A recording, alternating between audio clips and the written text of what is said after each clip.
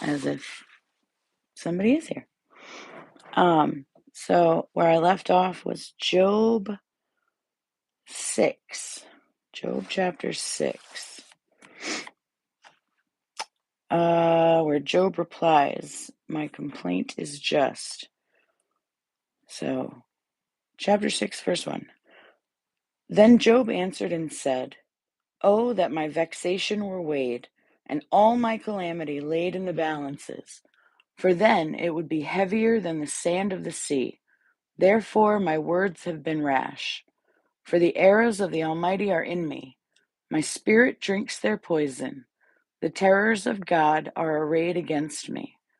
Does the wild donkey bray when he has grass, or the ox low over his fodder?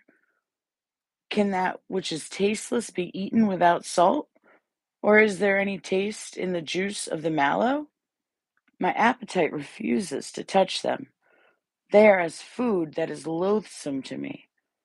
Oh, that I might have my request, and that God would fulfill my hope, that it would please God to crush me, that he would let loose his hand and cut me off. This would be my comfort. I would even exult in pain unsparing, for I have not denied the words of the Holy One. What is my strength that I should wait? And what is my end that I should be patient? Is my strength the strength of stones, or is my flesh bronze? Have I any help in me when resource is driven from me? He who withholds kindness from a friend forsakes the fear of the Almighty. My brothers are treacherous as a torrent bed, as torrential streams that pass away, which are dark with ice, and where the snow hides itself. When they melt, they disappear. When it is hot, they vanish from their place. The caravans turn aside from their course. They go up to the waste and perish. The caravans of Tema look. The travelers of Sheba hope. They are ashamed because they were confident. They come there and are disappointed. For you have now become nothing. You see my calamity and are afraid. Have I said, make me a gift? Or from your wealth offer a bribe for me? Or deliver me from the adversary's hand? Or redeem me from the hand of the ruthless? Teach me, and I will be silent. Make me understand how I have gone astray. How forceful are upright words! What does reproof from you reprove? Do you think that you can reprove words when the speech of a despairing man is wind? You would even cast lots over the fatherless and bargain over your friend. But now be pleased to look at me, for I will not lie to your face. Please turn. Let no injustice be done. Turn now. My vindication is at stake. Is there any injustice on my tongue? Cannot my palate discern the cause of calamity? Chapter 7. Has not man a hard service on earth? And are not his days like the days of a hired hand? Like a slave who longs for the shadow, and like a hired hand who looks for his wages? So I am allotted months of emptiness, and nights of misery are apportioned to me. When I lie down, I say, when shall I arise? But the night is long, and I am full of tossing till the dawn. My flesh is clothed with worms and dirt. My skin hardens, then breaks out afresh. My days are swifter than a weaver's shuttle, and come to their end without hope. Remember that my life is a breath. My eye will never again see good. The eye of him who sees me will behold me no more. While your eyes are on me, I shall be gone. As the cloud fades and vanishes, so he who goes down to Sheol does not come up. He returns no more to his house, nor does his place know him any more. Therefore, I will not restrain my mouth. I will speak in the anguish of my spirit. I will complain in the bitterness of my soul. Am I the sea or a sea monster that you set a guard over me? When I say, my bed will comfort me, My couch will ease my complaint. Then you scare me with dreams and terrify me with visions, so that I would choose strangling and death rather than my bones. I loathe my life. I would not live forever. Leave me alone, for my days are a breath. What is man that you make so much of him, and that you set your heart on him? Visit him every morning and test him every moment. How long will you not look away from me, nor leave me alone till I swallow my spit? If I sin, what do I do to you, you watcher of mankind? Why have you made me your mark? Why have I become a burden to you? Why do you not pardon my transgression and take away my iniquity? For now I shall lie in the earth. You will seek me, but I shall not be. Then Bildad, and this is chapter 8. Then Bildad the Shuhite answered and said, How long will you say these things, and the words of your mouth be a great wind? Does God pervert justice, or does the Almighty pervert the right? If your children have sinned against him, he has delivered them into the hand of their transgression. If you will seek God and plead with the Almighty for mercy, if you are pure and upright, surely then he will rouse himself for you and restore your rightful habitation.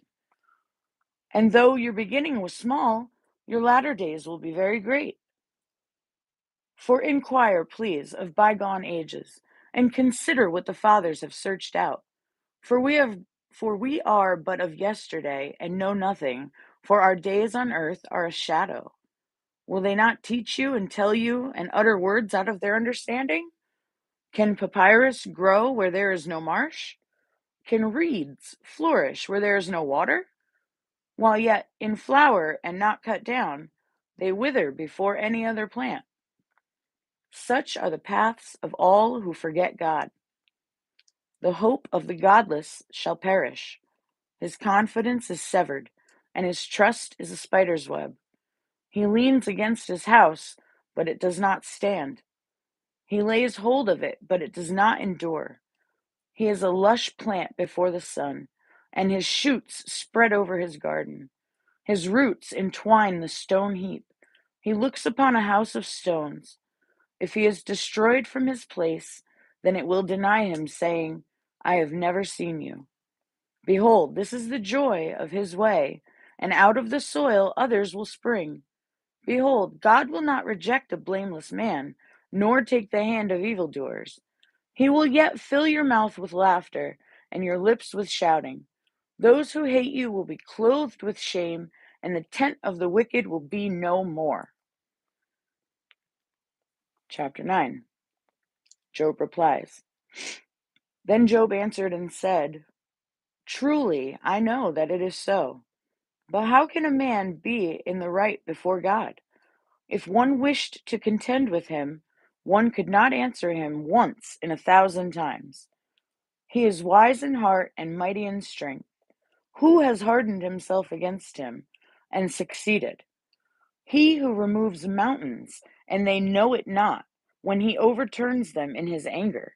Who shakes the earth out of its place, and its pillars tremble? Who commands the sun, and it does not rise? Who seals up the stars? Who alone stretched out the heavens and trampled the waves of the sea? Who made the Bear and the Orion, the Pleiades and the chamber of the south? Who does not great things beyond searching out, or who does great things beyond searching out, and marvelous things beyond number? Behold, he passes by me, and I see him not. He moves on, but I do not perceive him. Behold, he snatches away. Who can turn him back? Who will say to him, What are you doing? God will not turn back his anger. Beneath him bowed the helpers of Rahab. How then can I answer him, choosing my words with him? Though I am in the right, I cannot answer him. I must appeal for mercy to my accuser. If I summoned him and he answered me, I would not believe that he was listening to my voice. For he crushes me with a tempest and multiplies my wounds without cause. He will not let me get my breath. but fills me with bitterness. If it is a contest of strength, behold, he is mighty. If it is a matter of justice, who can summon him? Though I am in the right, my own mouth would condemn me. Though I am blameless, he would prove me perverse. I am blameless. I regard not myself. I loathe my life. It is all one. Therefore I say, he destroys both the blameless and the wicked. When disaster brings sudden death, he mocks at the calamity of the innocent. The earth is given into the hand of the wicked. He covers the faces of its judges. If it is not he, who then is it? My days are swifter than a runner. They flee away. They see no good. They go by like skiffs of reed, like an eagle swooping on the prey. If I say, I will forget my complaint, I will put off my sad face and be of good cheer. I become afraid of all my suffering, for I know you will not hold me innocent. I shall be condemned. Why then do I labor in vain? If I wash myself with snow and cleanse my hands with lye, yet you will plunge me into a pit, and my own clothes will abhor me. For he is not a man, as I am, that I might answer him, that we should come to trial together. There is no arbiter between us, who might lay his hands on us both. Let him take his rod away from me, and let not dread of him terrify me. Then I would speak without fear of him, for I am not so in myself. Hi, whoever's saying hi. Should we keep going? Yeah, I guess. Or should I stop and start a new one for each day? I guess we'll just keep going. So we're moving on to day 6 now, technically, because we're playing catch up. Again, I'm horrible. I'm sorry. Hopefully I'll make this a habit and not have to do this. But anyways, on with the story. Chapter 10. Job continues with a plea to God. I loathe my life. I will give free utterance to my complaint. I will speak in the bitterness of my soul. I will say to God, do not condemn me. Let me know why you contend against me. Does it seem good to you to oppress, to despise the work of your hands, and favor the designs of the wicked? Have you eyes of flesh? Do you see as man sees? Are your days as the days of man, or your years as a man's years? That you seek out my iniquity and search for my sin? Although you know that I am not guilty, and there is none to deliver out of your hand. Your hands fashioned and made me, and now you have destroyed me altogether. Remember that you have made me like clay, and you will return me to the dust. Did you not pour me out like milk and curdle me like cheese? You clothed me with skin and flesh, and knit me together with bones and sinews. You have granted me life and steadfast love, and your care has preserved my spirit. Yet these things you hid in your heart. I know that this was your purpose. If I sin, you watch me and do not acquit me of my iniquity. If I am guilty, woe to me. If I am in the right, I cannot lift up my head, for I am filled with disgrace. And look on my affliction. And were my head lifted up, you would hunt me like a lion, and again work wonders against me. You renew your witness against me, and increase your vexation towards me. You bring fresh troops against me. Why did you bring me out of the womb? Would that I had died before any eye had seen me, and were as though I had not been, carried from the womb to the grave? Are not my days few? Then cease and leave me alone, that I may find little cheer before I go. And I shall not return to the land of darkness and deep shadow, the land of gloom like thick darkness, like deep shadow without any order, where light is as thick as darkness. Chapter 11. Zophar speaks. Then Zophar the Naamathite answered and said, should a multitude of words go unanswered, and a man full of talk be judged right? Should you babble silence men, and when you mock shall no one shame you? For you say, my doctrine is pure, and I am clean in God's eyes. But oh, that God would speak and open his lips to you, and that he would tell you the secrets of wisdom. For he is manifold in understanding. Know then that God exacts of you less than your guilt deserves. Can you find out the deep things of God? Can you find out the limit of the Almighty? It is higher than heaven. What can you do? Deeper than Sheol. What can you know? Its measure is longer than the earth and broader than the sea. If he passes through and imprisons and summons the court, who can turn him back? For he knows worthless men when he sees iniquity. Will he not consider it? But a stupid man will get understanding when a wild donkey's colt is born a man. If you prepare your heart, you will stretch out your hands toward him. If iniquity is in your hand, put it far away, and let no injustice dwell in your tents. Surely then you will lift up your face without blemish. You will be secure and not fear. You will forget your misery. You will remember it as waters that have passed away, and your life will be brighter than the noonday. Its darkness will be like the morning, and you will feel secure because there is hope. You will look around and take your rest in security. You will lie down, and none will make you afraid. Many will court your favor, but the eyes of the wicked will fail. All way of escape will be lost to them, and their hope is to breathe their last. Chapter 12. Then Job answered and said, no doubt you are the people, and wisdom will die with you. But I have understanding as well as you. I am not inferior to you. Who does not know such as these things? I am a laughingstock to my friends.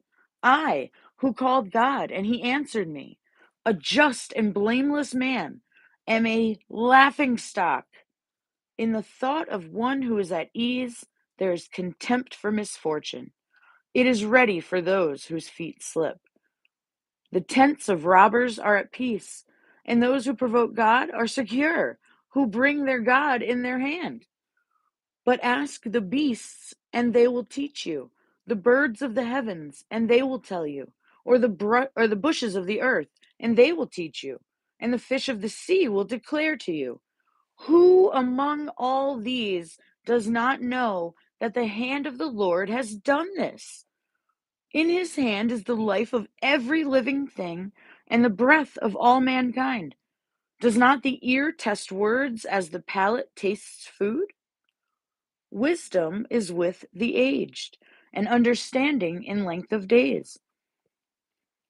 With God are wisdom and might. He has counsel and understanding. If he tears down, none can rebuild. If he shuts a man in, none can open. If he withholds the waters, they dry up. If he sends them out, they overwhelm the land. With him are strength and sound wisdom. The deceived and the deceiver are his. He leads counselors away stripped, and judges he makes fools. He looses the bonds of kings and binds a waistcloth on their hips. He leads priests away stripped and overthrows the mighty. He deprives of speech those who are trusted and takes away the discernment of the elders. He pours contempt on princes and looses the belts of the strong. He uncovers the deeps out of darkness and brings deep darkness to light. He makes nations great and he destroys them. He enlarges nations and leads them away.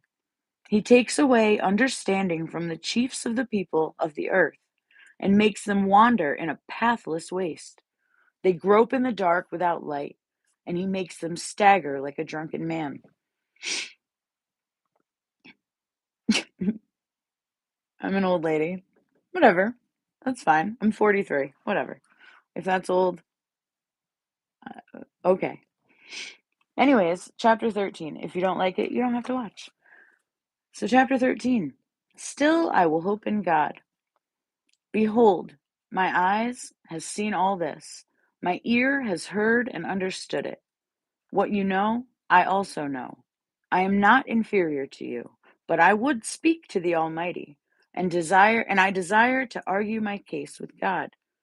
As for you, you whitewash with lies. Worthless physicians are you all. Oh, that you would keep silent, and it would be your wisdom. Hear now my argument, and listen to the pleadings of my lips. Will you speak falsely for God, and speak deceitfully for him? Will you show partially toward him, or partiality toward him? Will you plead the case for God? Will it be well with you when he searches you out? Or can you deceive him, as one deceives a man? He will surely rebuke you, if in secret you show partiality. Will not his majesty terrify you, and the dread of him fall upon you? Your maxims are proverbs of ashes. Your defenses are defenses of clay. Let me have silence, and I will speak, and let come on me what may. Why should I take my flesh in my teeth, and put my life in my hand? Though he slay me, I will hope in him. Yet I will argue my ways to his face. This will be my salvation, that the godless shall not come before him. Keep listening to my words, and let my declaration be in your ears. Behold, I have prepared my case. I know that I shall be in the right. Who is there who will contend with me? For then I would be silent and die. Only grant me two things, then I will not hide myself from your face. Withdraw your hand far from me, and let not dread of you terrify me. Then call, and I will answer, or let me speak, and you reply to me. How many are my iniquities and my sins? Make me know my transgression and my sin. Why do you hide your face and count me as your enemy? Will you frighten a driven leaf and pursue dry chaff?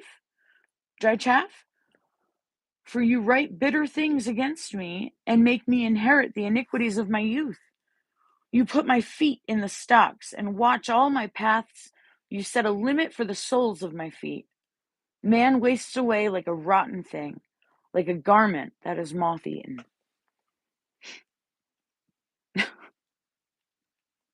Okay. The comments are hilarious. Anyways. Okay. And so we'll do 14 through 16 too, because why not? Actually, I need a drink.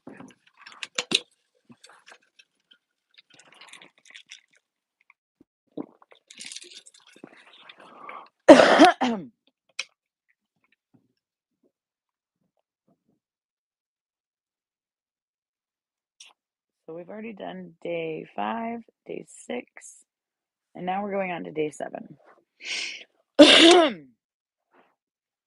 Man who is born of a woman is few of days and full of trouble. He comes out like a flower and withers. He flees like a shadow and continues not. And do you open your eyes on such a one and bring me into judgment with you? Who can bring a clean thing out of an unclean? There is not one. Since his days are determined, and the number of his months is with you, and you have appointed his limits that he cannot pass, look away from him and leave him alone, that he may enjoy like a hired hand his day. For there is hope for a tree, if it be cut down, that it will sprout again, and that its shoots will not cease. Though its roots grow old in the earth, and its stump die in the soil, yet at the scent of water it will bud and put out branches like a young plant. But a man dies and is laid low. Man breathes his last, and where is he? As waters, uh, as waters fail from a lake, and a river wastes away and dries up, so a man lies down and rises not again. Till the heavens are no more, he will not awake, or be roused out of his sleep. Oh, that you would hide me in Sheol, that you would not conceal me until your wrath be past, that you would appoint me a set time and remember me. If a man dies, shall he live again? All the days of my service I would wait, till my renewal should come. You would call, and I would answer you. You would long for the work of your hands. For then you would number my steps. You would not keep watch over my sin. My transgression would be sealed up in a bag, and you would cover over my iniquity. But the mountain falls and crumbles away, and the rock is removed from its place. The waters wear away the stones, the torrents wash away the soil of the earth. So you destroy the hope of man. You prevail forever against him, and he passes. You change his countenance and send him away. His sons come to honor, and he does not know it. They are brought low, and he perceives it not. He feels only the pain of his own body, and he mourns only for himself. Chapter 15. Eliphaz accuses, and Job does not fear God. Then Eliphaz the Temanite answered and said, should a wise man answer with windy knowledge, and fill his belly with the east wind? Should he argue in unprofitable talk, or in words with which he can do no good? But you are doing away with the fear of God, and hindering meditation before God. For your iniquity teaches your mouth, and you choose the tongue of the crafty. Your own mouth condemns you, and not I. Your own lips testify against you. Are you the first man who was born? Or were you brought forth before the hills? Have you listened in on the counsel of God? And do you limit wisdom to yourself? What do you know that we do not know? What do you understand that is not clear to us? Both the gray-haired and the aged are among us, older than your father. Are the comforts of God too small for you, or the word that deals gently with you? Why does your heart carry you away? And why do your eyes flash? That you turn your spirit against God and bring such words out of your mouth. What is man that he can be pure? Or he who is born of a woman that he can be righteous?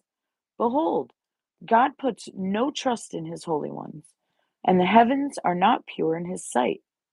How much less one who is abominable and corrupt, a man who drinks injustice like water? I will show you. Hear me, and what I have seen I will declare, what wise men have told without hiding it from their fathers, to whom alone the land was given, and no stranger passed among them. The wicked man writhes in pain all his days, through all the years that are laid up for the ruthless. Dreadful sounds are in his ears. In prosperity the destroyer will come upon him. He does not believe that he will return out of darkness, and he is marked for the sword. He wanders abroad for bread, saying, where is it? He knows that a day of darkness is ready at his hand. Distress and anguish terrify him. They prevail against him like a king ready for battle, because he has stretched out his hand against God and denies the Almighty, running stubbornly against him with a thickly bossed shield, because he has covered his face with his fat and gathered fat upon his waist, and has lived in desolate cities, in houses that none should inhabit, which were ready to become heaps of ruins. He will not be rich, and his wealth will not endure, nor will his possessions spread over the earth. He will not depart from darkness. The flame will dry up his shoots, and by the breath of his mouth he will depart. Let him not trust in emptiness, deceiving himself, for emptiness will be his payment. It will be paid in full before his time, and his branch will not be green. He will shake off his unripe grape like the vine, and cast off his blossom like the olive tree. For the company of the godless is barren, and fire consumes the tents of bribery. They conceive trouble and give birth to evil, and their womb prepares deceit. Chapter 16. Then Job answered and said, I have heard many such things. Miserable comforters are you all. Shall windy words have an end? Or what provokes you that you answer? I also could speak as you do. If you were in my place, I could join words together against you and shake my head at you. I could strengthen you with my mouth, and solace of my lips would assuage your pain. If I speak, my pain is not assuaged. And if I forbear, how much of it leaves me? Surely now God has worn me out. He has made desolate all my company, and he has shriveled me up, which is a witness against me. And my leanness has risen up against me. It testifies to my face. He has torn me in his wrath and hated me. He has gnashed his teeth at me. My adversary sharpens his eyes against me. Men have gaped at me with their mouth. They have struck me insolently on the cheek. They mass themselves together against me. God gives me up to the ungodly and casts me into the hands of the wicked. I was at ease, and he broke me apart. He seized me by the neck and dashed me to pieces. He set me up as his target. His archers surround me. He slashes open my kidneys and does not spare. He pours out my gall on the ground. He breaks me with breach upon breach. He runs upon me like a warrior. I have sewed sackcloth upon my skin and have laid my strength in the dust. My face is red with weeping, and on my eyelids is deep darkness, although there is no violence in my hands, and my prayer is pure. O earth, cover not my blood, and let my cry find no resting place. Even now, behold, my witness is in heaven, and he who testifies for me is on high. My friends scorn me. My eye pours out tears to God, that he would argue the case of a man with God, as the Son of Man does with his neighbor. For when a few years have come, I shall go the way from which I shall not return. And I guess we'll go on to day 8. Why not? So, chapter 17, Job continues. My spirit is broken, my days are extinct. The graveyard is ready for me. Surely there are mockers about me, and my eye dwells on their provocation. Lay down a pledge for me with yourself. Who is there who will put up security for me? Since you have closed their hearts to understanding, therefore you will not let them triumph. He who informs against his friends to get a share of their property, the eyes of his children will fail. He has made me a byword of the peoples, and I am one before whom men spit. My eye has grown dim from vexation, and all my members are like a shadow. The upright are appalled at this, and the innocent stirs himself up against the godless. Yet the righteous holds to his way, and he who has clean hands grows stronger and stronger. But you, come on again, all of you, and I shall not find a wise man among you. My days are past, my plans are broken off, the desires of my heart. They make night into day. The light, they say, is near to the darkness.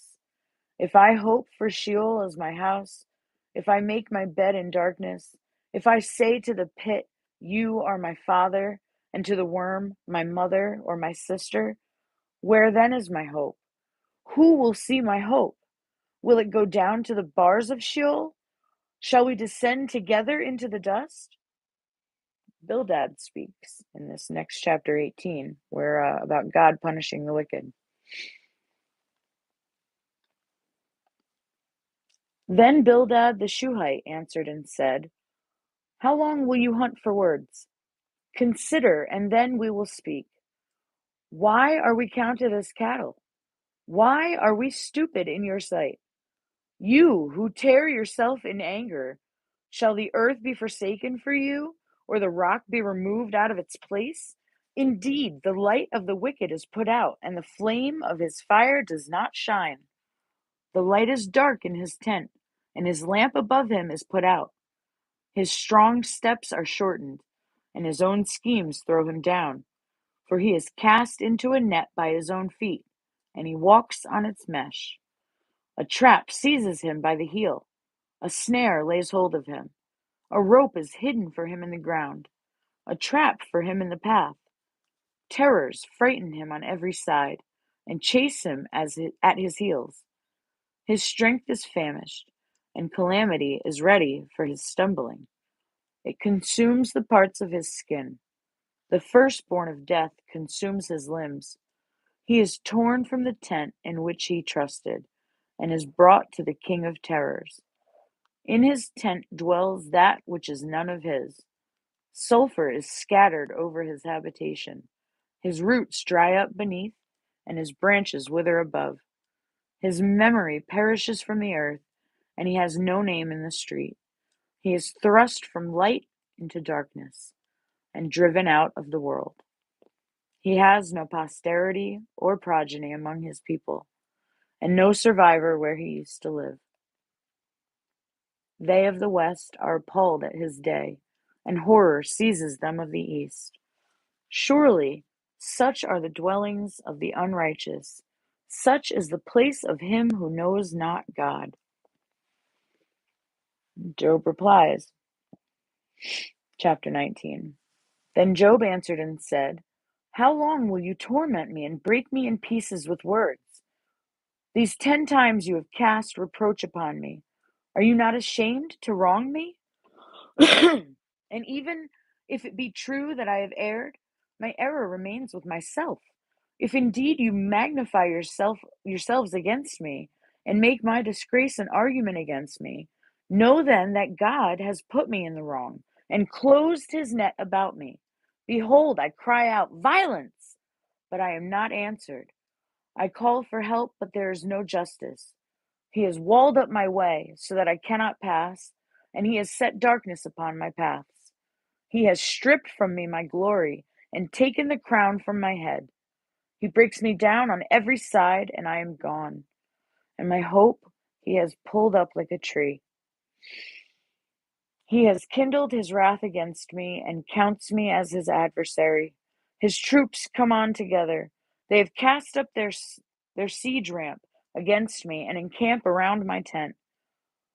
He has put my brothers far from me, and those who knew me are wholly estranged from me. My relatives have failed me. My close friends have forgotten me. The guests in my house and my maidservants count me as a stranger. I have become a foreigner in their eyes. I call to my servant, but he gives me no answer. I must plead with him with my mouth for mercy.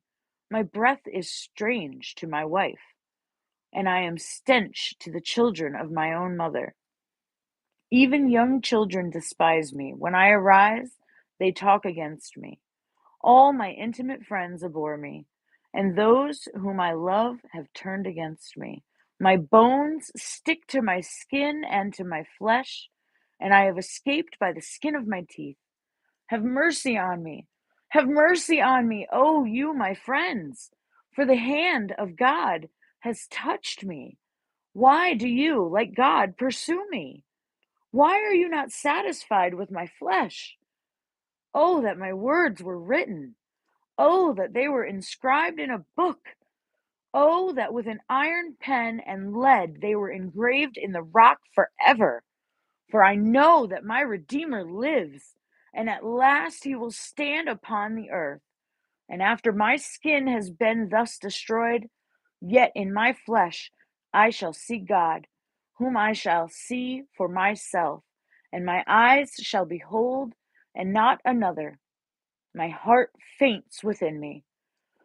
If you say, How will we pursue him?